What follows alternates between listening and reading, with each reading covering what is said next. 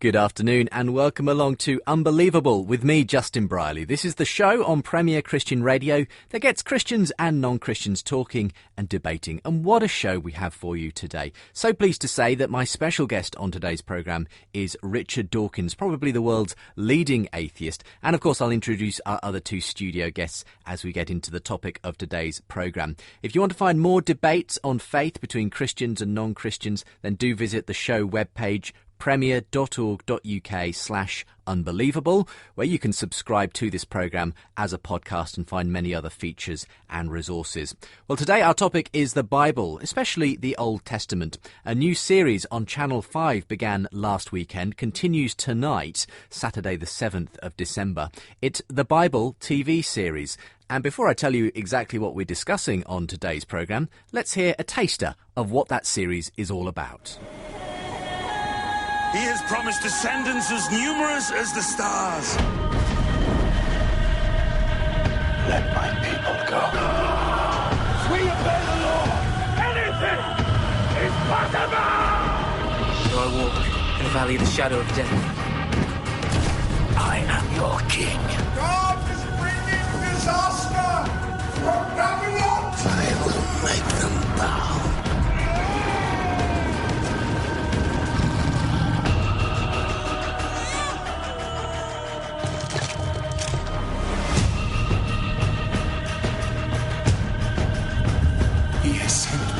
Declare freedom for the captives. Told over 5 feature-length episodes. A story that changed the world. The Bible starts 30th of November on Channel 5. So the Bible TV series continues tonight. It had great ratings when it was aired in America. It's been shown all over the world. Now has hit UK shores. If you're planning on tweeting about it, can I encourage you to use the hashtag #TheBibleUK, hashtag #TheBibleUK. And if you want to find out more about the series, meet the creators, get resources and so on, we've got a webpage dedicated to that on the Premier website. That's premier.org.uk/thebible. But today we're going to be debating the Old Testament. Let me introduce the topic and our guests. you're unbelievable. Well, as Channel 5 screens 10 hours of the Bible in a mini-series this December, I've 3 guests joining me to debate the rights and wrongs of the stories in the Old Testament. As we ask today, what do we do with the Old Testament? What about things like the story of the destruction of Sodom and Gomorrah? Or God asking Abraham to sacrifice his son Isaac? Can we make sense of them for today, or are they Bronze Age myths that we should be happy to consign to history, to the bin of history? Well, those 3 guests joining me today are Professor Richard Dawkins, well-known biologist and, of course, a leading voice in atheism. His best-selling book, The God Delusion, included a chapter on whether we can draw morality from the Bible, so we'll be asking him about that. His latest book is his autobiography, An Appetite for Wonder. Chris Sinkinson is a Christian pastor and lecturer in the Old Testament at Moreland College. His new book, Time Travel to the Old Testament, aims to show how the books of the Old Testament are realistic and relevant for today. Rabbi Josh Levy is from the Northwestern Reformed Synagogue in London, also known as the Alith Synagogue. He's part of Reformed Judaism as a movement and is an occasional speaker and commentator on radio and TV. And worth saying for the record, as if you're listening to this on a Saturday afternoon, we are pre-recording today's programme, and so there are no Sabbath rules being broken in order for Josh to join us on the programme today. A very warm welcome to all of you, gentlemen. Thank you for being with me today. Thank you. Thank you. Thank you. Richard, let's start with you, someone I've long wanted to have on this programme. So thank you for making the time to join us today. First of all, would you want to just give us a little bit of background? And if people want the full story, of course, they can buy your latest book. But you kind of embraced atheism really in your late teens, was it? Yes, I suppose you could say that. But that's not got a lot to do with what we're talking about, which is the Old Testament. Indeed. Which you can appreciate as a work of literature, and I do. Yes, I mean, you've been familiar in that sense with the Bible from a young age, haven't you? Yes, indeed. Yeah. And what sort of an impact would you say the Bible had on you as a youngster, and how did your views develop on it over time? I learned the stories of the Old Testament. I learned the stories of Genesis about Abraham and the stories of King David and so on. As a child at school, I seem to have had a near photographic memory in those days and almost seem to know them by heart. I suppose the sort of Christian attitude in which I was brought up was that the Old Testament God wasn't as nice as the New Testament God, and so we were kind of slightly warned off the Old Testament in a way. But I love the books as literature in the King James translation. I of course can't read the Hebrew, and I have no time for modern translations, which seem to me to lose the poetry. So you can appreciate, as it were, especially in the King James translation, that there is a beauty of sorts to aspects of the Bible. There's certainly beauty in the English. I'm aware that the books that made it into the canon are a pretty arbitrary collection, and not to be treated with actually much more reverence than many of the other books that didn't make it into the canon. Well, something we could certainly open up in the course of the discussion today. Now, I understand you haven't had a chance to watch it, but throughout December, Channel 5 is airing a mini-series, in fact 10 hours altogether, of Bible stories. What do you think about that? Do you welcome people becoming familiar again with those Old Testament stories and so on? Yes, well, I haven't seen the programme, as you say. I will make a point of watching it in future. I do welcome it in the sense that it's a part of our literary heritage in this country, indeed in our English language, and you can't appreciate English literature without being familiar with some of the phrases, indeed many of the phrases. I think in The God Delusion I had a couple of pages solidly packed with phrases from the Bible which are familiar, proverbial, and you can't really take your allusions without them. Many people are probably not aware of the fact that they do come from the Bible, many of them from the Old Testament. So you encourage people to be familiar with the Bible, even though you obviously don't necessarily agree with all of the contents therein? Yes, I do. I encourage people to be familiar with the Bible for literary and historic reasons. You also, of course, can't understand history unless you are familiar with the religious tradition of our country and other European countries. OK, well, thank you for joining us on the programme today. And we're going to be getting into some of the issues that you outlined, several years ago now in The God Delusion, when you spoke about some of the moral issues, especially in the Old Testament in Scripture. Two other guests joining me in studio today to discuss this whole area. Rabbi Josh Levy is from the Northwestern Reform Synagogue. Josh, thank you for joining me today. Pleasure. It's great to have you on. A little bit of background to yourself. You grew up within Judaism. Absolutely. I've grown up in progressive Judaism my whole life and have been working at Alith, which is one of the largest synagogues in the country, for the last 5 years. And progressive Judaism is a liberal religious movement, so we are engaged with Scripture and with text very deeply, but also believe in progressive revelation. And obviously we're going to talk a little about how you reconcile those two things as we go forward.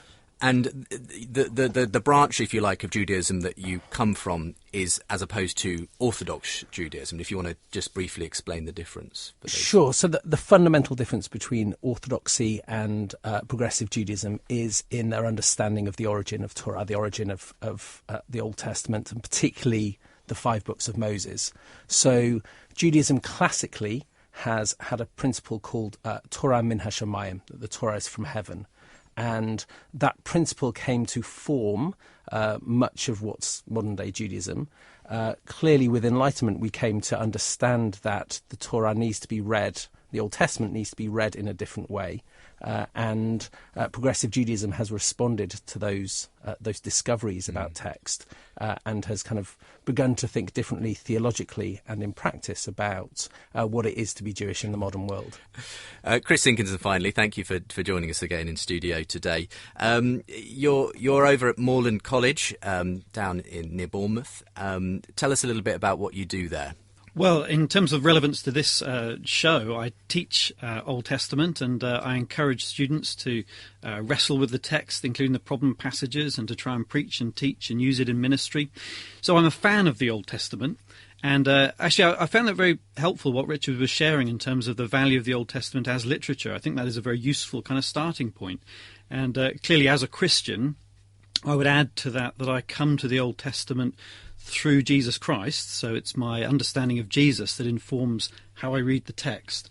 And I appreciate what Josh said about progressive revelation, because I think that's a helpful term to use, that when we read the Old Testament, we recognise an unfolding revelation. We can't simply take something out of context as if it were a timeless moment. We have to see it as part of a progressive revelation of God's character.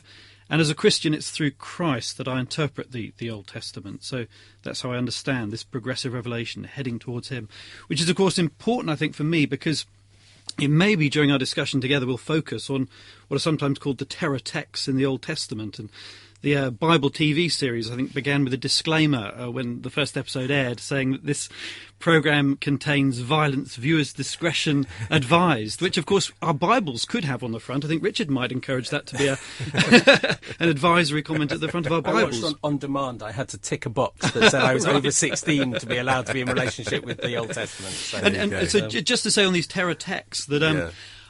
these are not my favourite passages in the Bible. You know, these are not the immediate passages I turn to for my devotional readings.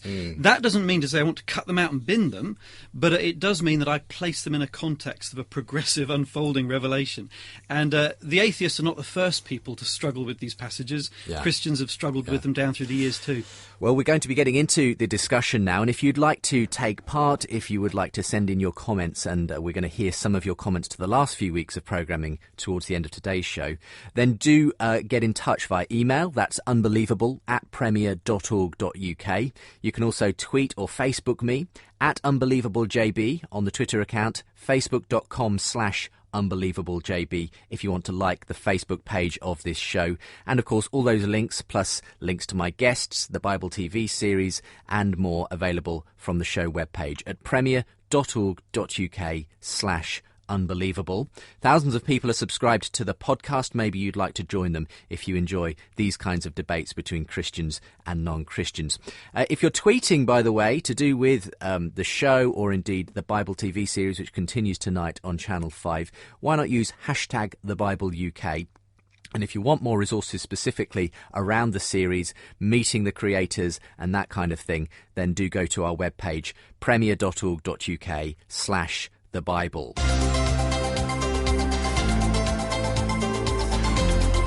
Unbelievable with Justin Brierley. And we're asking today, what do we do with the Old Testament? Is it historical? What do we do with the morality of some of those Old Testament stories? Professor Richard Dawkins, my special guest on the line today, a well-known biologist and leading atheist. Chris Sinkinson is a Christian pastor and lecturer in the Old Testament. And Rabbi Josh Levy is a Reform rabbi from the Northwestern Reform Synagogue known as Alith. Coming back to you then, Richard, how do you take the Old Testament? Do you believe that it is essentially mainly fictional sort of literature? I'd be surprised if very much of it was factual. The early parts of it, the Pentateuch is clearly the Jewish foundational myth. It includes the creation myths and the sort of myths of the origin of the Jewish people. I understand from archaeological friends, there's almost no factual content in it. There certainly isn't any factual content in the scientific parts, in the bits about creation of the world and the universe and so on. And I suspect there's rather little factual content in the stories of Abraham, of the exile in Egypt, of the escape from Egypt, the Egyptian plagues and so on. So it is a collection of myths. They happen to be Jewish myths. Some of them are inherited from earlier peoples like the Sumerians. As myths, they're fascinating. I mean, myths all around the world are fascinating. All three of us happen to have been born into cultures which were immersed in this particular Jewish myth, as opposed to the myths of the North American Indians, or of the Chinese, or of the Indians, or South Sea Islanders, or any of the other myths, or Africans, any of the other myths that we could have been brought up in. So there is really no reason at all to be talking about the Jewish myths any more than any of the other myths around the world. All of them are anthropologically interesting, but that's it. You're looking a bit pensive there, Josh, in response. Well, I mean, I can understand why Richard would say that. As a Jew, obviously, I come to those texts in a very particularistic way, which is they're my foundational myths. That is, I am necessarily in relationship with them if I am going to live as part of a Jewish religious and cultural life. So they are the foundational texts of my people. They're the formative stuff of the religious and cultural life that I lead. I mean, as it turns out, I doubt that Richard and I will disagree very much on issues of historicity. What we're going to differ on, I think, is probably whether or not that text continues to enrich people's lives. And as a Jew, it clearly continues to enrich my life. It is the foundational myth of the people of which I'm part. Would it be it's fair? the formative stuff that I do. It's my poetry, my story, the source of the legal code which then came to shape my religious and cultural practice. So as a Jew, I have a very particularistic relationship with it. Go ahead, Richard. Well, presumably you would agree that if you happen to have been born in China or India or Fiji or somewhere, you would say, well, the Fijian myths are the myths of my people, the Indian myths are the Hindu myths are the myths of my people. I mean, you recognize the arbitrary accident of the fact that you happen to have been born into a Jewish household, and that's why these are the myths of your people. Right. I mean, I think our own personal religious and cultural identities are, inevitably arbitrary to some extent, but it is mine, and that's for me to live as a Jewish life engaged with my cultural traditions involves being in relationship with that text. I'd be interested, Chris, but a couple of things that Richard pointed out as he started there. He doesn't believe there's any historical basis really to most of the Old Testament. Is that something you disagree with yourself? I would disagree with that. I think, though, just to clarify, there's a couple of words that we've been using so far that I do think need some unpacking. One is the word literal, and what do we mean by literal interpretation? And the other is the word myth, which is very easy to use, but I think there's a much more complicated debate around what we mean by myth. And in fact, to be honest with you, in terms of popular debate, I think the word myth has been so stripped of any clear meaning that it's almost a useless word, which would have been much to the annoyance of someone like Tolkien, who spent so much time discussing mythology and the meaning of myth. So just to take these two words very, very quickly, first of all, if I could go with the word literal first, then what do we mean by interpreting the book literally? Literal does not mean simply interpreting something for its face value meaning. The sun rises and the sun sets. This is language we clearly know. It's a conventional way of speaking about the relationship of the sun to the earth as we view it from our viewing platform. Likewise, with the Old Testament, we could talk about how there is a perspective on history and the world, and that's reflected in the way the stories are told. So to interpret the Old Testament literally doesn't mean always taking it at its face value. It means taking it seriously for the kind of literature it is.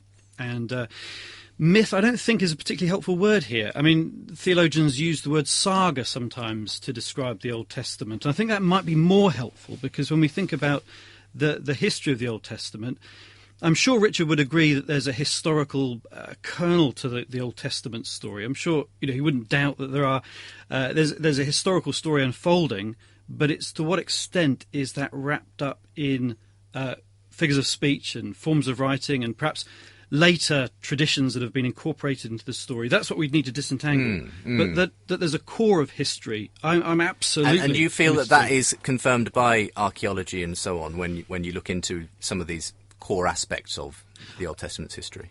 I do. I've been involved in an archaeological dig in Israel and for a couple of seasons, and what I'm aware of, I don't know which friends Richard was talking to at Oxford, but there really is a wide open debate here. I mean, you'll have archaeology doesn't provide a discipline where things are coming up from the ground date stamped. I mean, until you get to coins anyway. They're not date stamped with a record of who said what to who.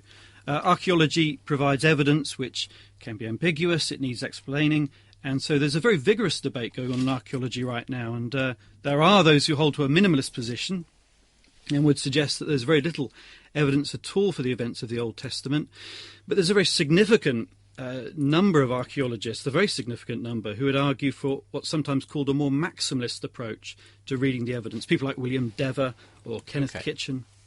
Sorry, I mean, do you disagree with that? Well, I don't disagree with that. I mean, I do think we need to be very careful about two things. One is, perhaps the really fundamental question is whether historicity matters, whether actually... No, this is not a history book. That's not its function. It's not a science book. It is a people's grappling with their identity, their story, their experience of the world around them, that then came to inform other people's doing of that same thing. So for me, as it happens, deeply unconcerned with historicity. That doesn't bother me Okay. at all. I do think we need to recognise also that the Old Testament is not a unity, that there are different books within it doing different things. Clearly, there are points in the sort of pseudo-historical books at which the Old Testament is describing events that we know took place, because we have evidence, we have quite a lot of it in the British Museum, which describes the event taking place. But the Bible isn't doing history, it's doing theology. So when the Babylonians rampage and destroy Jerusalem, we know that happened. We know that the Bible is describing it, but the Bible is doing theology. It's seeing that in terms of reward and punishment and behaviour. It's doing a different thing. Do you, Richard, coming back to you, do you think that the Bible has, the Old Testament especially, any value in terms of a moral dimension that it may cast upon now you're life? changing the subject, and that's an interesting change. Well, I just wanted to, we'll cover a variety of subjects, hopefully. Yeah, I agree with Josh that historicity doesn't really matter, but I think I put it in a slightly different way. It doesn't matter because you wouldn't be bothering to ask the question about the, say, creation myths or the tribal myths of the Incas or the Aztecs.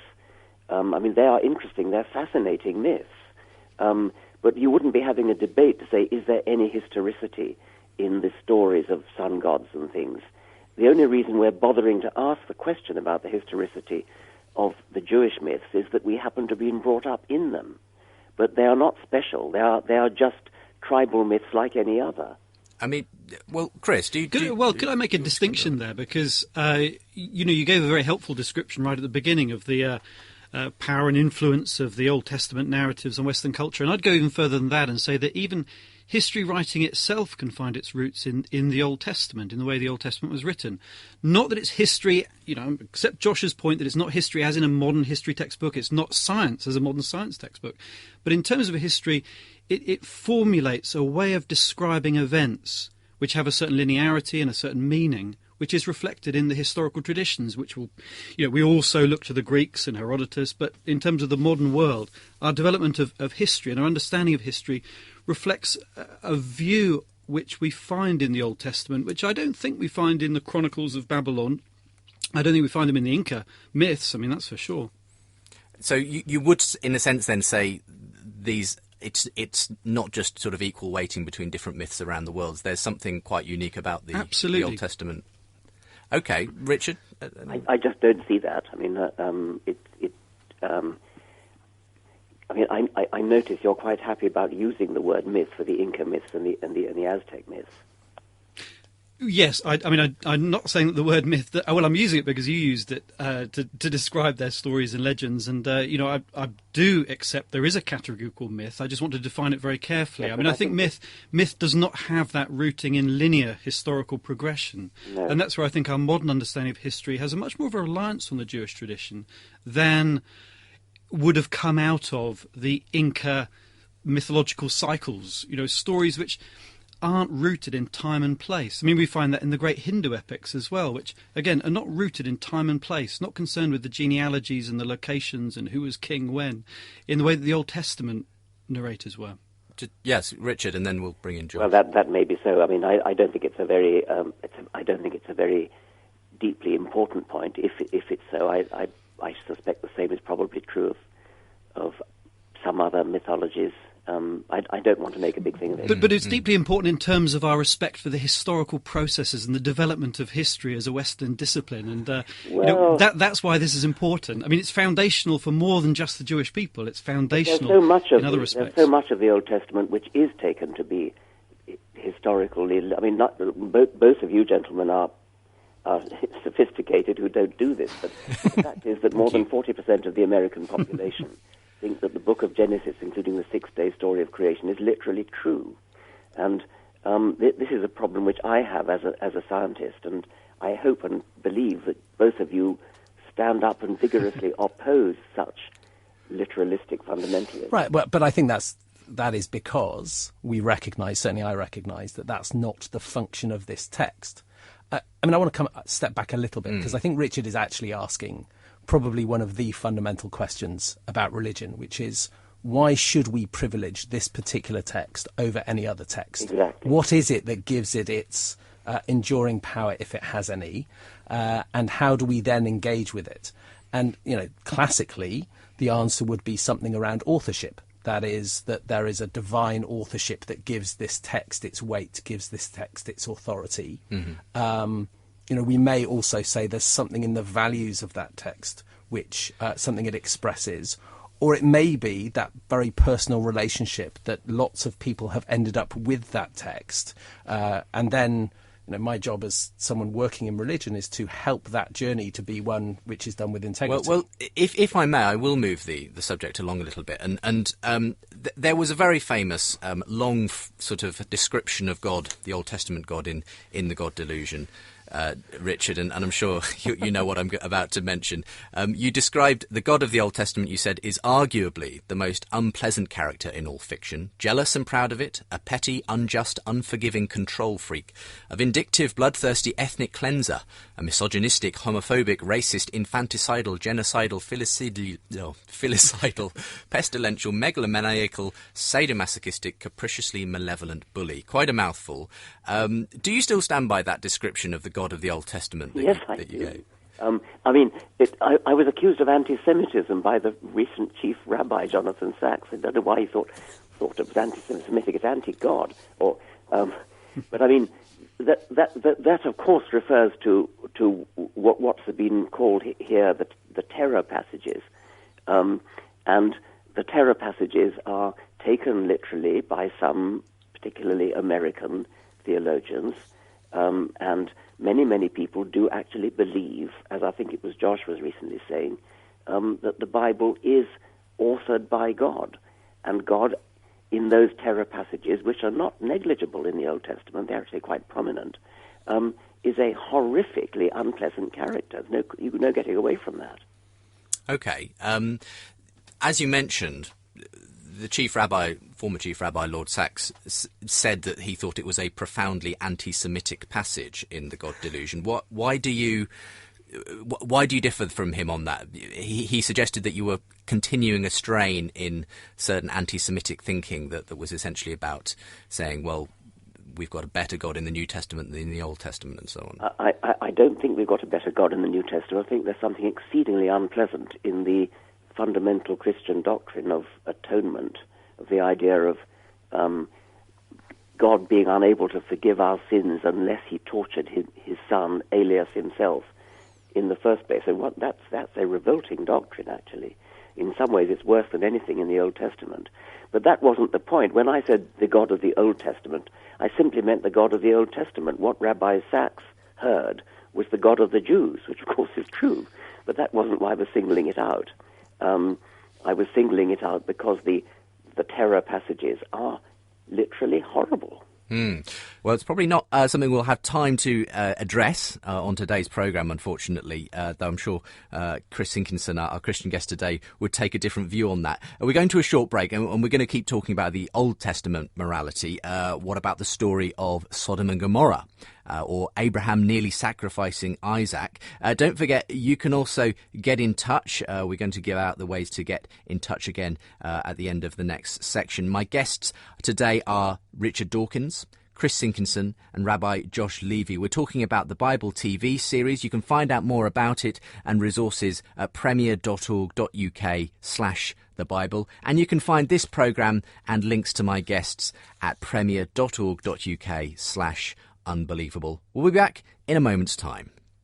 Are we the products of chance or intention? Does the cosmos leave space for God? Does Darwin dispense with God? Does the human mind reflect a mind behind the universe? Exploring the God Question is a new 6-part DVD study series investigating a major talking point of our time, science and God. Some of the world's best scientists and philosophers arguing from both sides of the debate with open, frank and rigorous discussion and fascinating results. Exploring the God Question is designed for individual or small group study as well as for schools and public presentation. To order and find out more, visit thegodquestion.tv/explore. Explore the search for truth.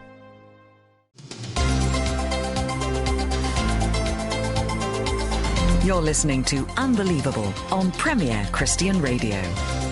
Welcome back to the show with me, Justin Briley. Today, a rabbi, a Christian and an atheist. Yes, it sounds like the beginning of a joke, but they're joining me in studio and on the line. We're debating the historicity and morality of the Old Testament as Channel 5 screened the Bible TV series throughout December. It was phenomenally successful in the USA. How will it fare on UK shores? Well, there's loads more info, resources, interviews at premier.org.uk/thebible. If you are planning on watching the second episode tonight on Channel 5 or catching up with the first episode, do tweet what you think about it, #TheBibleUK. Would love to hear your thoughts as well via email, unbelievable@premier.org.uk, and you can interact with the show via our Twitter and Facebook account, @UnbelievableJB if you're a Twitter user, facebook.com/UnbelievableJB to like the page. All those links and more, links to my guests, links to the series and so on from the show page of Unbelievable. That's premier.org.uk/Unbelievable. So my guests today are Professor Richard Dawkins, a well-known biologist and probably the leading atheist voice in the world. His best-selling book, The God Delusion, included a chapter on whether we can draw morality from the Bible. That's what we're talking about today. And Chris Sinkinson is a Christian pastor, a lecturer in the Old Testament at Moorlands College in Bournemouth. His new book, Time Travel to the Old Testament, aims to show how the books of the Old Testament are realistic and relevant for us today. Our other contributor is Rabbi Josh Levy from the Alith Northwestern Reformed Synagogue in London. So just in that last section, we had Richard defending this passage in The God Delusion where he describes the God of the Old Testament. I know both you gents, Josh and Chris, want to come back on this. And perhaps we'll start with you, Josh, sure. as a Jew. Did you sort of get where the former Chief Rabbi, Lord Sachs, was coming from in saying that? For what it's worth, I didn't read that as being remotely anti-Semitic. I read The God Delusion like lots of people involved in liberal religion did, because actually we're grappling with the same issues that Richard is grappling with. I was irritated by bits of it. I enjoyed bits of it. I was offended by none of it. What I was concerned about was how simplistic that line is, because what it fails to recognise is that the Bible, and particularly the Old Testament, is not univocal. It has a number of different texts within it, and it has a number of different versions of how we can understand God within it. Inevitably, because it's a product of different people and different times grappling with those very issues. So the vindictive God whom Richard describes is one version. I think we maybe want to argue about the use of the word vindictive. But, there is also a deeply, deeply ethical God who 3,000 years ago is saying to the Israelites, you have to care about the vulnerable in your society, you have to do your business honestly, you have to look after your workers, you have to care about the immigrant who comes into your society. So to only describe the God of the Old Testament in that way, I think is actually just simplistic and doesn't help us to really engage with the Old Testament as a whole. Richard, any response? I accept that, of course. It was a passage that it was semi-tongue-in-cheek, actually, because, when I do public readings of my books, I do it with my wife, and we usually try to get a laugh from the audience early on in our performance, because it sort of lightens up the atmosphere. And that passage we always used when doing the God Delusion readings, right at the beginning, because it does get the audience roaring with laughter, and it sort of puts the audience in a friendly mood simply because they laugh. So there was a sort of, I think I went on to describe a story of Randolph Churchill, who had a similar reaction. He'd never actually read the Bible before, and he was challenged by Evelyn Waugh and a brother officer during the war to read the Bible. And he kept on exclaiming how horrified he was by God. And so it was a sort of humorous passage. And I do accept that if you look through either the Old Testament or the New Testament, you can certainly find passages of wisdom, passages that one would ethically approve of, tucked in amongst the others that one wouldn't ethically approve of. I suppose I spend a lot of time in America, and I'm very conscious that the bulk of my audience, the audience, not the bulk of them, but the audience that I'm really trying to reach, is largely an American audience. And I presume that both Chris and Josh know how many people in America actually do take the Bible literally. And you have to read the God delusion through that filter, that I'm actually aiming it, at least partly, at those people in America who are my enemies as a scientist, who are actually subverting scientific education in a very serious way. So in a sense, I wasn't trying to irritate nice, decent liberal theologians like Chris and John. Well, I mean, can I come in on this one, Richard? I would say straight away that I'm not offended at all. And it's certainly with my friends, with other Christians, I would want to defend to the hill your right to crack jokes. And, I'm not one for blasphemy myself, but I certainly think that we need to have the tolerance and freedom in society to allow this kind of sometimes knockabout stuff. I think that is perfectly legitimate. And so I think to start being offended by it, I think there's a kind of political correctness in our society that's very dangerous, actually, because it can prevent us from having frank and open discussion. The problem, though, I think, and Josh touched on it by talking about the simplification that's going on here, is that, Richard, you are very good with rhetoric. You have a very powerful mastery of the English language. And that rhetoric can be very bullying sometimes. And I think the way in which that passage is put, again, I'm not, don't worry, I'm not saying that I'm offended or you should take the passage out. I'm not suggesting that. But in terms of the passage, it's clearly a very slanted view of how to read the text of the Old Testament. I mean, most of us would take the clearer passages to interpret the harder passages. We would be talking about Leviticus 19, love your neighbour as yourself, before we're looking at the destruction of Sodom and Gomorrah. So, we would have an approach to Scripture that would weight things in such a way that description of God just does not sound like the God who I believe in or the God who I worship.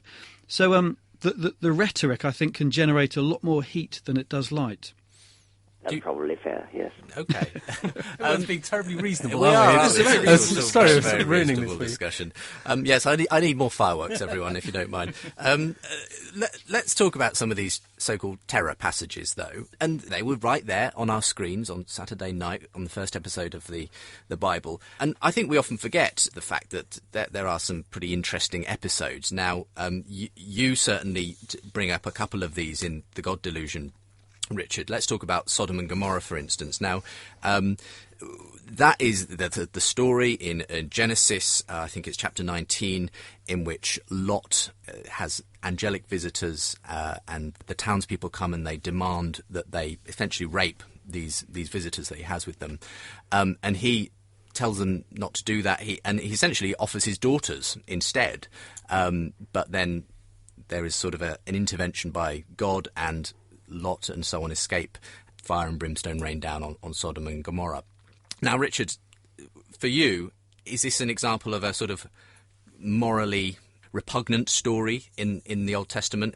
I would only want to say something like that if there were anybody who took their morals from the Old Testament. And if you take your morals from the Old Testament, then that is a repugnant story, as are some of the other ones. But I hope you don't take your morals from the Old Testament. There are people in America who do. And those are the people that I need to call their attention to stories like the story of Sodom and Gomorrah and of Lot offering. Well, now, you say they take... I mean, I don't personally... I know quite a few evangelical Christians in America, but I don't know any that base their morality on this story, for instance. But how do they decide which stories to base their morality on? Mm-hmm. It's all very well saying love your neighbour as yourself is good, or the Sermon on the Mount is good, Sodom and Gomorrah is horrid.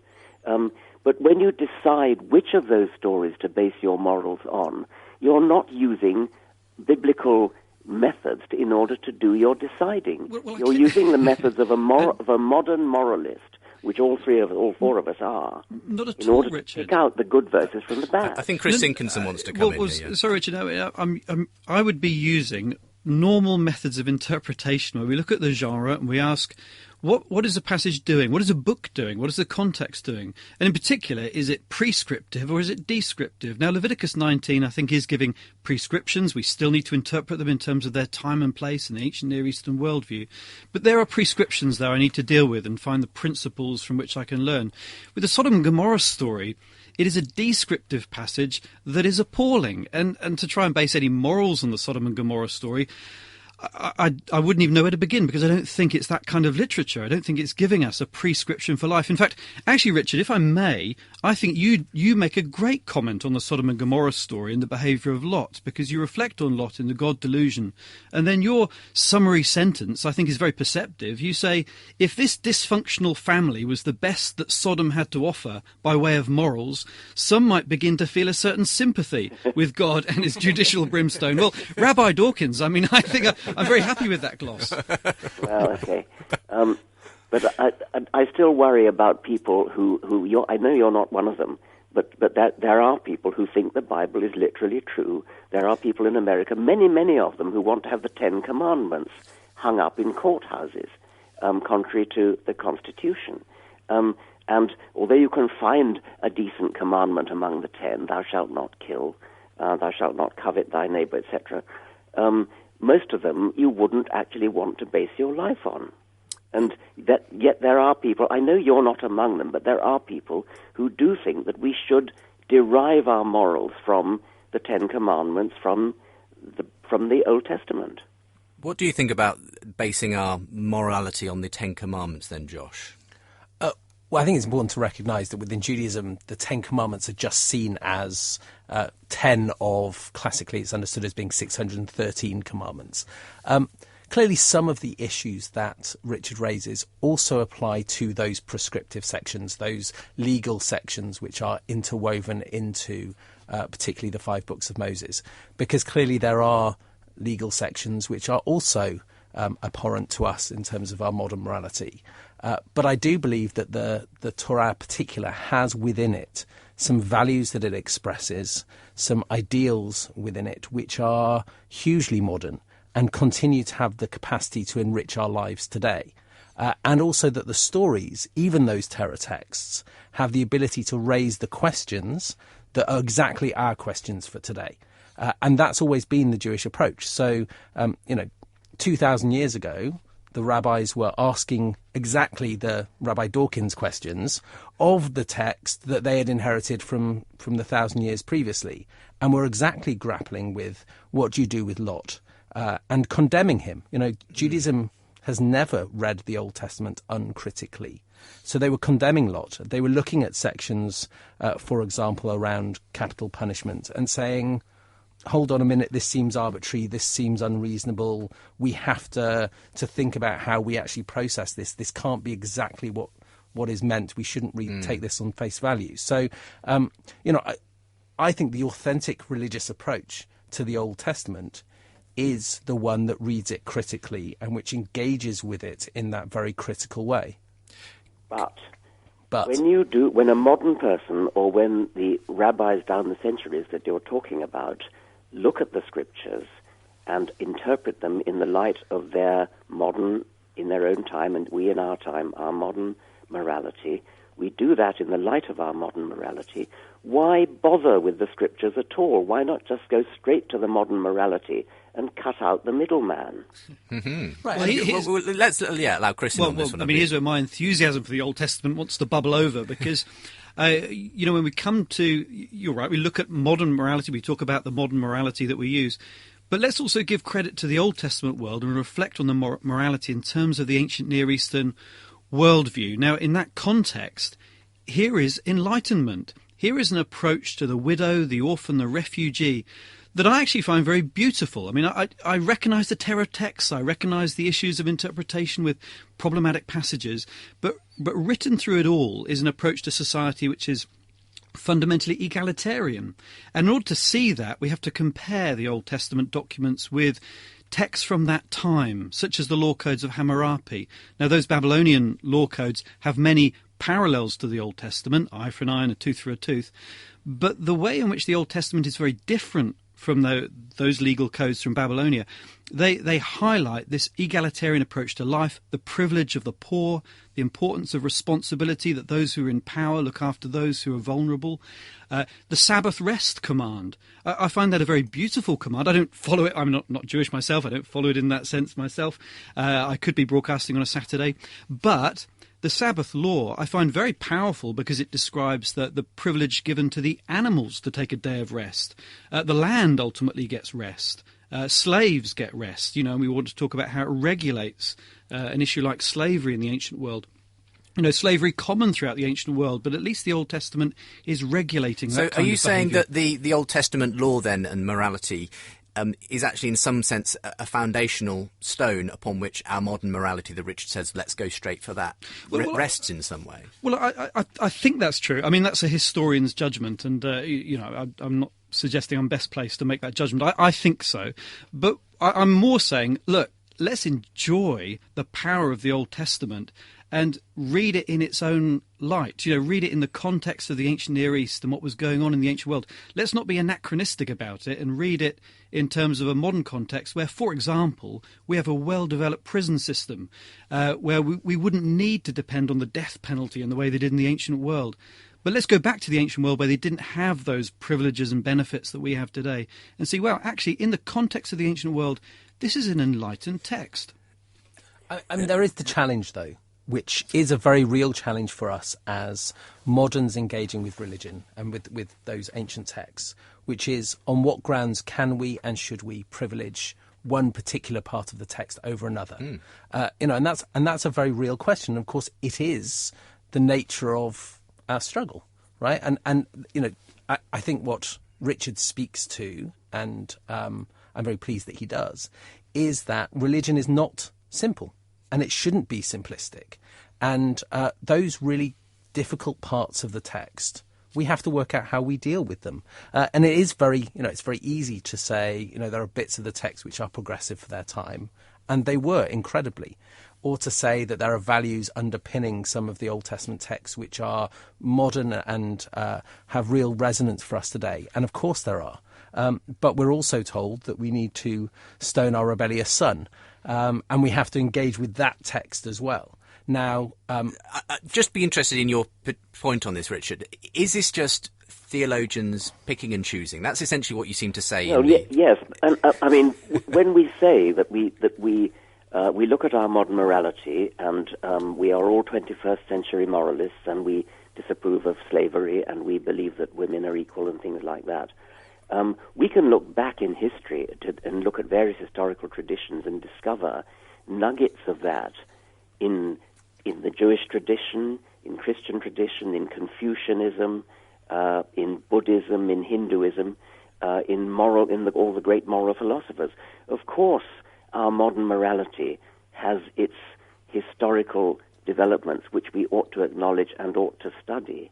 But we shouldn't be bending over backwards to look at a particular text which happens to be ours, namely the Bible or the Old Testament, and struggle manfully to understand it in terms of modern, find the good bits and reject the bad bits and interpret the bad bits in terms. I mean, why bother? Why not just look at our modern morality and say, yes, this has historical precedents from all over the world, and it's good to look at them, but we don't have to spend all our time trying to find the bits of our particular holy text, whatever it is, whether it's the Quran or the Old Testament or whatever it might be, trying to find the bits that fit in with our modern morality. Let's keep our morality separate and think about it as moral philosophers, albeit acknowledging that it has historical roots.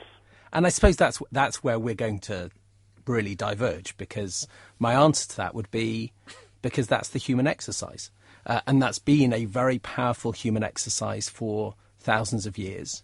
And that particular text, because of the stuff that's within it, which is horrible, as well as the stuff that's within it, which is so precious, is a mechanism for us to ask those really deep questions. That's really what's crucial for me, is that this is a text which enriches our lives. Now, as a Jew, I'm necessarily almost in relationship with that text.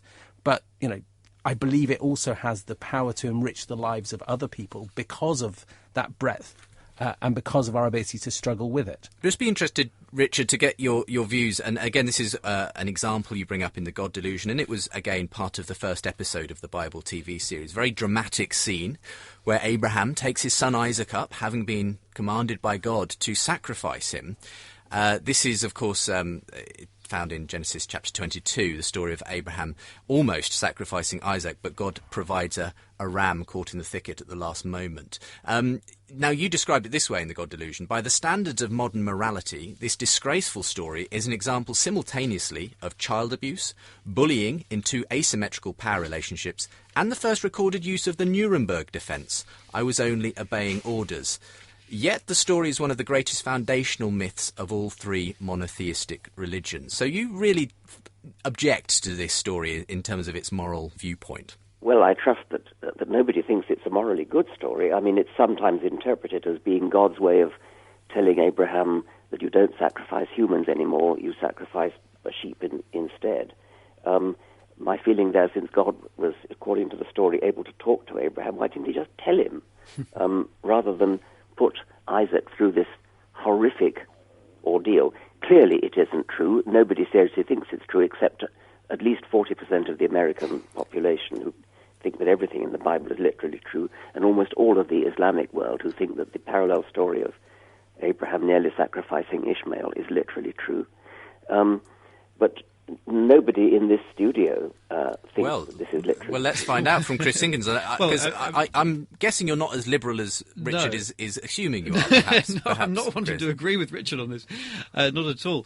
Obviously, I'm going to also have to comment again on this word literal. I mean, I believe this is a historical event. In terms of what we mean by literature, though, this is very important, because I've been helped very much actually by the Jewish theologian Robert Alter, who has described the art of biblical narrative, that of course these historical events have been presented to us in terms of Hebrew narrative, following certain conventions. And actually at that point, when we read the story, we discover what a beautifully crafted story it is, the way it builds up tension, the way in which there's not really a narrator's voice telling you what to do with it. There's a real sense in which it provokes a lot of questions rather than necessarily answering them easily. But that it's a historical event behind it, I'm not quite sure why you would want to dismiss that. I mean, obviously, if we didn't have the book of Genesis, we're not going to have an archaeological dig that will discover the remains of the altar. I mean, it's quite fair that there's no way of confirming this from outside of the text of Genesis. But I don't see any reason to dispute its historical reality. I don't know why it would be included if it weren't. But really, that's neither here nor there. In terms of the story itself, this is a story which I think is taken as the end of child sacrifice for the Israelite people. And yet that's surprising, because in the ancient Near East, child sacrifice, human sacrifice was common. It was practiced in among the surrounding peoples. And of course Abraham had to learn, who is this God he was following? What kind of God? Is it another God that wants the sacrifice of children? You say God may have just told him that, but I don't think life is as simple as that. Sometimes we need to learn lessons, and of course we can't simply lift that story out of a context that at least claims to be nearly 4,000 years ago and suggest it could happen today. Not for one moment would I want to condone anybody who suggests that God would tell them to do an evil, wicked thing today. But in its context, when these things were not known, God was progressively revealing his character. And this next stage in the Genesis account is to understand that this God that Abraham worshipped is not the kind of God who would request or require the sacrifice of a child. Be interested in your response to that, Richard. Obviously, Chris painting that this is actually, rather than being a horrific story, rather a good picture of the words God. Fail me. I mean, there you have the theological mind in all its glory. Well, thank you. I take it that's not a compliment on your part, Richard. It's not a compliment. I'm actually rather shocked that you even consider the possibility that it happened. I thought that what progressive theologians did was to say that these things are symbolic. They're moral stories, a bit like Aesop's fables. Okay, but why would you say that one is symbolic?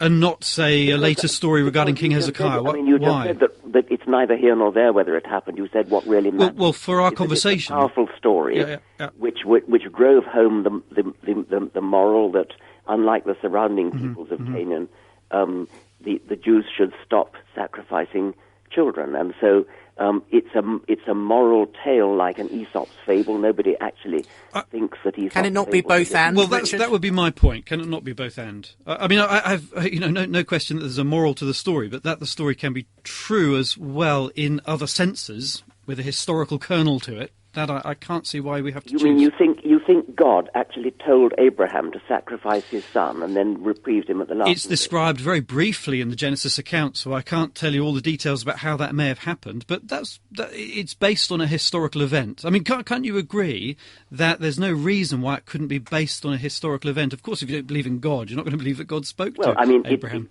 It may be based on a historical event, in which case it's shocking. Okay, but at least we're just agreeing that to say that we can treat it as a tale with a moral doesn't mean it can't be based in real history. No, but I mean, I was charitably giving you the benefit of the doubt. I don't want that charity. Once again, I think we're sort of being driven off the really important question here. So, as I say, I'm largely indifferent to questions of historicity. What we do have here is a narrative which is incredibly rich.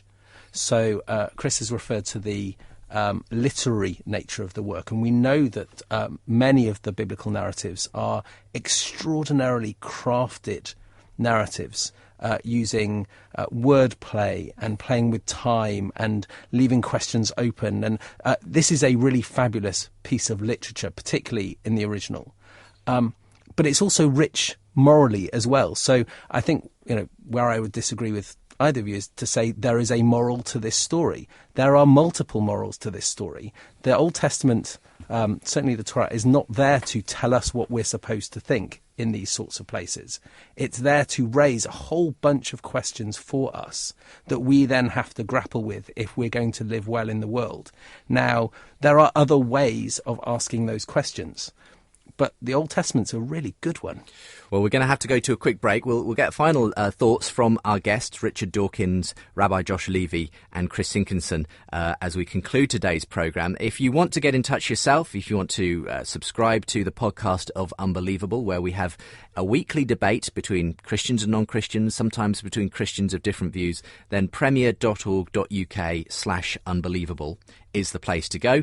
And if you want to find out more about the Bible TV series, go to our resource page on that, premier.org.uk/the Bible. So I'll be back in a moment, continuing to tell you what else is coming up on today's show, as well as wrapping up this conversation with my guests on the historicity and morality of the Old Testament. The church is facing a crisis of confidence. Should Christians still believe in the Bible? Can we have confidence in God? And does he have confidence in us? At Spring Harvest next Easter, discover why you can answer these questions: yes, yes, and yes. Spring Harvest will challenge your thinking. It'll feed your mind and your spirit. Top Bible scholars will give substance to your confidence in God and his Word. Find out more about Spring Harvest online. Sponsors of the Bible series on Channel 5. Good afternoon. Welcome back to the third and final part of Unbelievable with me, Justin Briley, the place where Christians and non-Christians get together to talk every week here on Premier Christian Radio. It's part of a wider range of programming every Saturday afternoon called Faith Explored.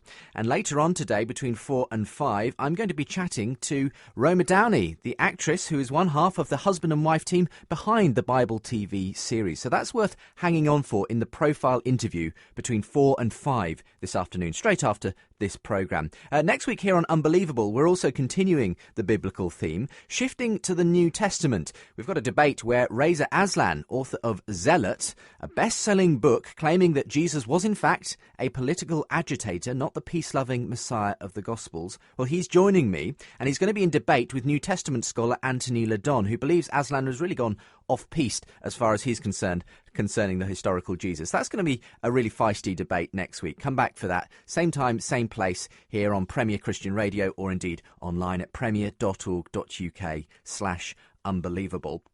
And, of course, we're going to be hearing some of your responses a little later on in today's programme to last week's show. Fabulous intelligent design debate between the leading intelligent design proponent in the world, Stephen Meyer, about his new book, Darwin's Doubt. And that was with evolutionary biologist Charles Marshall of the University of California in Berkeley. So we'll hear some of your feedback to that. Later on as well, going to be telling you how you can get a hand on one of these copies of Chris Sinkinson's book, Time Travel to the Old Testament. Got 5 copies to give away. So listen out for the question a little later on. Plus, we've already talked about the issue of Abraham and Isaac. Why would God ask Abraham to sacrifice his only son, Isaac? Well, I asked the same question to New Testament historian N.T. Wright, and we'll hear how he responds to that question a little bit later on in today's show, as well as your responses after I asked you about it on Twitter this last week. That's all to come here on the programme. Time now, though, to conclude our discussion on the Old Testament. If you want more info and resources all about it, go to premier.org.uk/the-Bible. You're listening to Unbelievable on Premier Christian Radio. Well, just as we wrap up today's conversation, thanks again to Professor Richard Dawkins, Chris Sinkinson and Rabbi Josh Levy, who have been with me on the programme today. Richard, the Old Testament then, you can recognise obviously that there is some value to some of the, the language and the storytelling in particular, as you've appreciated it in the King James Version. But as far as it applying to today, do you believe that there is simply a disconnect? We need to leave this behind. Why can't we just be moral without reference to these ancient stories? Yes, I certainly think that. I agree with my colleagues that it's very rich. It's fable, it's myth. It shares that with the Greek myths, with myths from all over the world. Many of them do have moral meaning for the cultures in which they grew up. I repeat the point that it's entirely arbitrary that we happen to be talking about the Hebrew myth, because that's what all four of us are brought up in. We could do exactly the same thing with the Greek myths, with the Indian myths, and you would not wish to live your life according to the behavior of Zeus and Apollo or the Norse gods or anything like that. These are all powerful, rich stories, and we can take them in all sorts of different ways. There is nothing special about the Bible just because we happen to have been brought up in its tradition. Josh, as we start to conclude today's programme, how would you apply the Old Testament for today? Well, I think the question Richard asks, which is why should we privilege this text, I would want to say there are things about it which are exceptional. I think it is exceptionally rich. And there is something exceptional about the fact that it has continued to have resonance and be a way for people to think about the world for thousands of years. We're talking about a text which is in places 3,000 years old, which continues to have us arguing about it for an hour on the radio. And tenacity in and of itself is not an argument for keeping something, but it suggests there is something exceptional about the text. But what's important for me is that Judaism has never read that text uncritically. Whatever its perspective on authorship and origin, that has never stopped Jews from looking at the text and saying, oh gosh, that looks a bit weird, or I really have to think about how to deal with that, or, is that character behaving morally or not? Or in the places which are legal texts, how do I want to apply that because there's something that feels strange, difficult there, or something which feels wonderful and fabulous and enriching there. So this is a text which has the ability to enrich our lives, but only if we don't approach it simplistically, either to simplistically reject it or to read it simplistically and take it simplistically in the way that I know that Richard particularly objects to. Chris, finally. I think I've got to be honest and say there are two types of answer I'd want to give. One type, obviously, from my faith perspective, I believe in Jesus Christ, and therefore through him I have a particular faith response to the Old Testament as the Word of God. And that is my understanding of the Old Testament and why I have a personal vested interest in it. But that's separate, I think, from a more general cultural issue here, which is that I think in an age of growing illiteracy and a sense of not being conscious of our history and our culture and our background, I think it's imperative that we can encourage people to read the Old Testament, to understand these foundation documents. If the Inca myths and legends, if we're going to use those words so lightly, if the Inca myths and legends were the foundation documents for our society, we would be living in a very different society today. The Old Testament is the earliest documents to provide humane descriptions of how warfare should be fought. So for all of the terror texts that we might debate and discuss, within the legal code, there are some very humane teachings on war and on how society should be organised and on the treatment of the poor and the vulnerable, leading to modern-day issues like the Stop Human Trafficking campaign that friends of mine are involved in, or the Jubilee campaign regarding debt and other nations. So I think in being conscious of our history, our background, and what Richard has described as great literature, I think we actually only enrich our understanding of these issues we're facing today.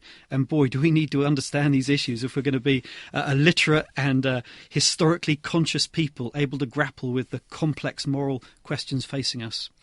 Richard, thank you very much for joining us by phone today. And are you going to be trying to catch a few episodes of the Bible TV series? I certainly will, yes. Thank you. Good. Well, thank you very much for being with us today. And, of course, you can find out more about Richard Dawkins at richarddawkins.net and his latest book, An Appetite for Wonder. Links to that, of course, from today's show as well. Thank you also, Chris and Josh, for being with me on the programme today. It's been a really interesting discussion. Thank you very much. Thank you. And I'm very glad to have been able to share the time with you. Well, I wonder what you thought about today's show. I'm sure you'll want to get in touch as well. Why not do that by emailing me, unbelievable@premier.org.uk. And, of course, I'm going to be giving out the other ways to get in touch with the show via Facebook and Twitter in just a moment's time.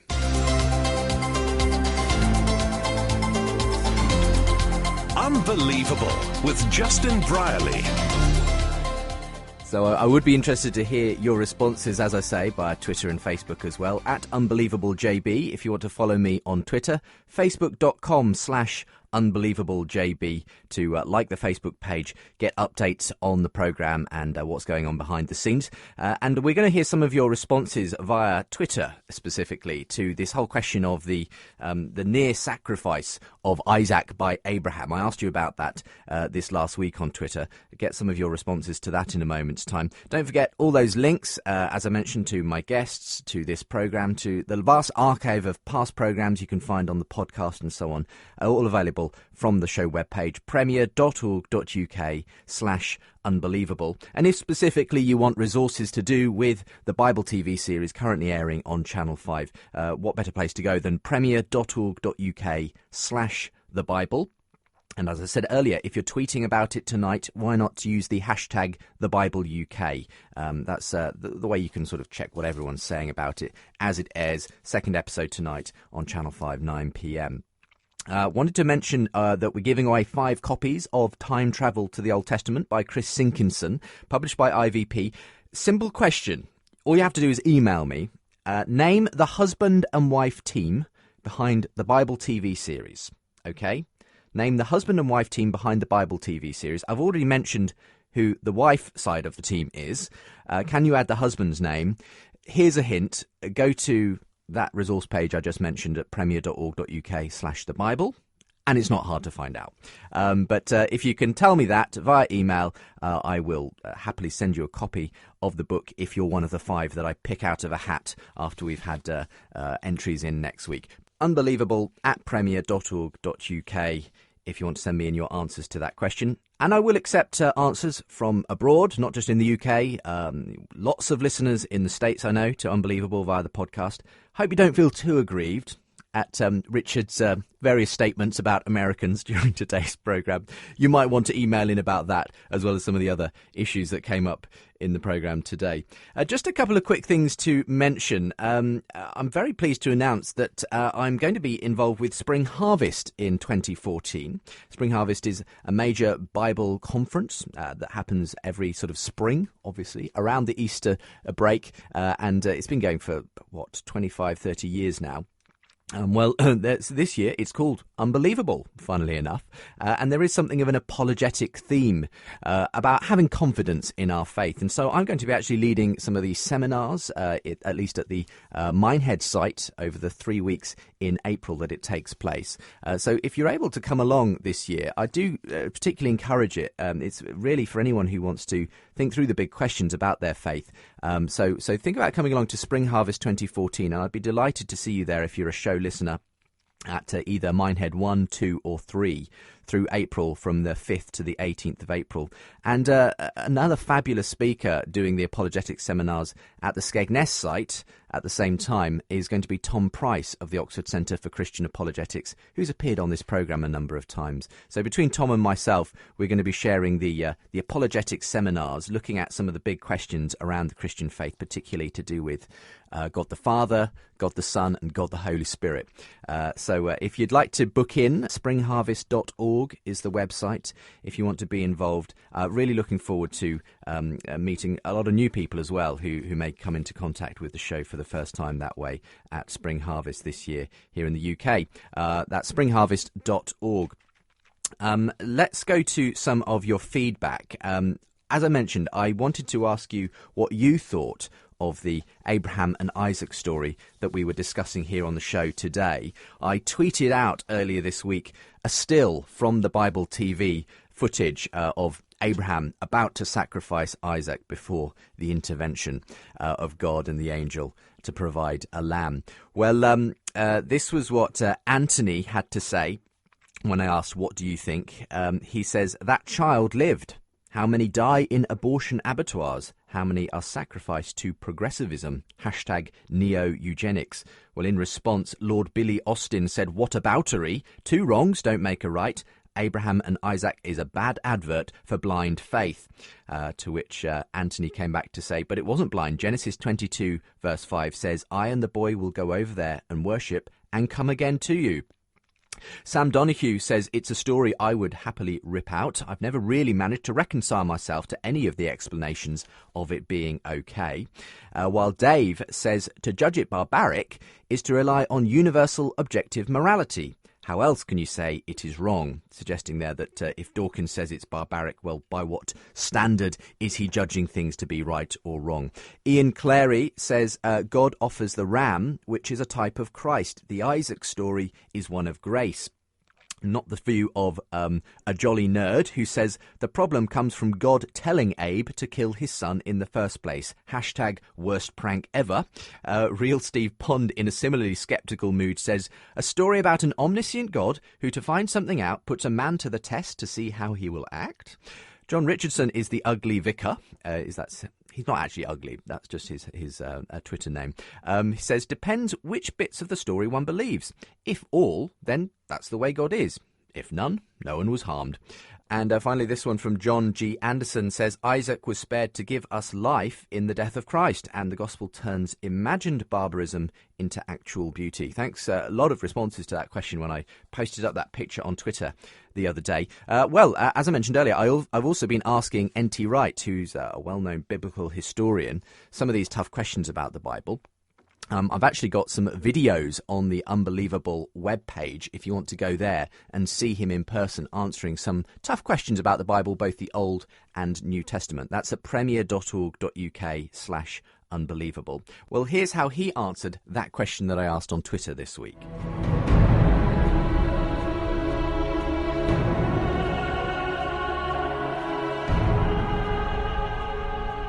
Tom, wasn't it barbaric for God to ask Abraham to kill his son? Genesis 22 is one of those extraordinary, powerful and difficult chapters that whoever put the book of Genesis together knew it was powerful and difficult already. And I think there's a sense in which that sort of story is not something that we are supposed to pick up and run through a moral filter to say, do we approve of this or not? But we're just supposed to stand in awe and in horror, as it were, at it. Genesis 22 doesn't stand alone. It comes after the story where Abraham has actually taken Sarah's maid Hagar, and through her he has had a first son, Ishmael. This was not clearly what God wanted him to do, and yet then how is Abraham now going to behave in relation to Hagar and Ishmael? And there seems to be almost a brutality about the way he sends them away. And yet it's clear that Isaac is the one who is to be the bearer of the promise. And so I think the Isaac story about Abraham being commanded to sacrifice Isaac is a way of getting Abraham back on track after that very sordid episode. Okay, Abraham, you've done that, but now actually this is the sort of thing you've precipitated. Are you prepared now to give up this one? And so it's a kind of a moral challenge arising out of the very murky moral situation that Abraham is in. Our difficulty again and again with the Bible is that we assume that each incident comes in a clean little box and we hold it up and say, should God have done this or shouldn't he? And the answer is no. Take the whole narrative, and there's something much deeper and more complicated going on, at the end of which, scary though it is, there is a sense of Abraham as the obedient one and of Isaac in Jewish tradition as the willing one, which is just as scary as the Abraham bit. And then, of course, we have to say as Christians that forms part of the backdrop for when we see in Romans 8 God who did not spare his own son but gave him up for us all. So we need to see the story in a much larger context.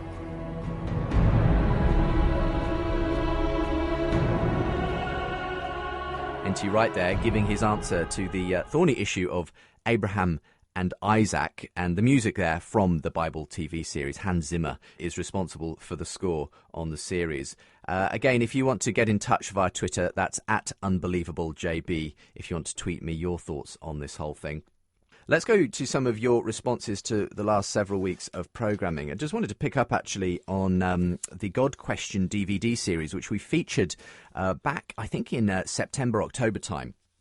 And again, if you want to get hold of that, a really great resource on the whole area of science and faith with contributors from both sides of the perspectives and both sides of the pond as well. That's at thegodquestion.tv. Emailing in on the issue of the science and faith debate that it's raised, Steve Pond again, who we heard from on Twitter there, says, unfortunately, due to being a poorly boy, I've had a prolonged absence from work, and having time on my hands, I used it to listen to previous editions of various programmes I enjoy, such as yours. Being of a scientific bent, those are the shows I homed in on, and I've enjoyed the various topics discussed. Really enjoyed particularly the Keith Ward-Michael Roos debate, which was one of the ones that was looking at this question of consciousness in the God Question DVD series. You also want to say on the subject of the universe, the cosmos, which was the debate between John Lennox and Lawrence Krauss that was featured several weeks ago. You say, if a cosmologist was a Christian, and why shouldn't they be, what is to stop them wishing to investigate what caused our universe to come out of a state trillions of times smaller than a proton? The approach I'm taking is that I don't think many of your Christian guests would expect a Christian climatologist to posit God as the reason for a storm system or a particular environmental change. And it would be easy to provide this example for many other areas of science. But when it comes to the start of the universe, well, that all ceases. Here be dragons, etc. I'm not asking you or any of your Christian guests to change their view, but I would be interested to know if them or you would think it entirely scientific for a Christian cosmologist to look for other causes for the universe apart from God, as the climatologist would look for their storm. I ask this in the light of Genesis 1:1, but also that the Bible gives the impression of God being over the weather too. But our understanding of those weather systems today appears to cause no major crisis of faith to anyone, says Steve. Nick is a Christian emailing in, says Krauss said earlier in one of those shows that Christians uphold science until a miracle comes along and then they throw out science. Well, when he went after philosophy, it was interesting to hear him speak about the nature of nothing and then of being, while saying he's a scientist who doesn't care about philosophy. So then, is Krauss a scientist until philosophy that helps him comes along, and then he's not a scientist? You also wanted to make the point that his statement that there are no authorities in science is nonsense. If that's the case, then first off, thank you for saying I shouldn't buy your book, since I wouldn't want to take the opinion of someone who's not an authority. But even worse, since I'm a New Testament historian, does that mean there are no authorities in science, that my opinion of science is just as valid as his is? Okay, so still responses coming in to those very popular programmes on the God Question DVD. Last week was the debate between Stephen Meyer, intelligent design theorist, and Charles Marshall, an evolutionary biologist, on the book by Meyer, Darwin's Doubt. Simon in Merseyside says, particularly interesting episode about intelligent design, polite and informative. As an academic with a computer science background, ID advocates often make assertions about information that I would query. But let me focus on one particularly entertaining example from Stephen Meyer. Caveat, I have yet to read his new book. Stephen offered a safe-cracking analogy at the start of the episode. He posited a safe featuring 10 dials with 10 digits each, giving headline odds of 1 in 10 billion, calculated by multiplying the digits on each dial together. Well, this seems improbably large, but is this headline figure a true representation of how hard it is to crack a safe? We've all seen how it's done in old gangster films. The thief puts a stethoscope to the door and the first dial is turned until a click is heard. Again for the second dial, then the third, fourth, and so on. Instead of one giant leap, the safe cracking becomes a series of smaller steps, 10 problems each, with 1 in 10 odds. The total odds of cracking the safe therefore drop to 10 plus 10 plus 10 plus 10, and so on, giving us just 1 in 100. The odds are only improbable if one conveniently forgets the problems can be solved progressively. Think of it this way, while only Superman can get to the top of the Empire State Building in a single bound, mere mortals can still get to the top by using the staircase. Thank you very much. A different point of view, though, from David Kirkland, who says, thanks for the continued hard work putting on the show each week. Your recent show with Stephen Meyer and Charles Marshall was very good. I think Meyer makes a very valid point that our experience in this universe is that intelligence directing information or programming leads to far more ordered results and building complexity. Marshall sounded like no intelligence, information or direction could easily be the default position, and we'd just expect that to lead to information and complexity. You go on to say later on, many times when the subject of intelligent design is discussed, it seems like something of a false dichotomy is put forth when people say the universe is all explained by intelligent design and a higher power, or explained completely by science and evolution and no higher power. These categories are useful, but obviously they're only meant to answer certain appropriate questions, as John Lennox has repeatedly mentioned. Okay, thank you very much for your thoughts on that. Thanks also to those who have been emailing in on the Strange Fire episode of the week before that, when Doug Wilson had an interaction with charismatic Adrian Warnock, and Ian Mackey emailed in to say he thought the last two shows, both between Doug Wilson and Adrian Warnock and Charles Marshall and Steve Meyer, have been excellent. Both discussions where the participants engaged in proper argument with each other, addressing the issues. Keep up the good work. Thank you, Ian. Appreciate that. And thanks to everyone who's been getting in touch in the last few weeks.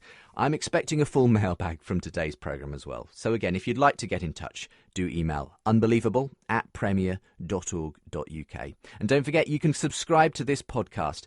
Vast back catalogue of shows to listen to too. Some people are working their way through them at a rate of knots, having started listening recently. Perhaps you can join them too. premier.org.uk/unbelievable to discover all of that. Finally, let me tell you what's coming up on next week's programme. You're unbelievable. Continuing to look at the Bible, we're shifting to the New Testament, however. Reza Aslan joins me. He's the controversial author of a new book, Zealot, best-selling book too, claiming that Jesus was in fact a religious political agitator, not the peace-loving Messiah of the Gospels. He was a zealot. Well, against him is Anthony Ledon, who's a New Testament scholar from the States. They'll be having a feisty discussion next week at the same time as we continue this focus on the Bible as the Channel 5 airing of the Bible TV series continues through December. In the meantime, have a great week. Hope you can join me again at the same time next time.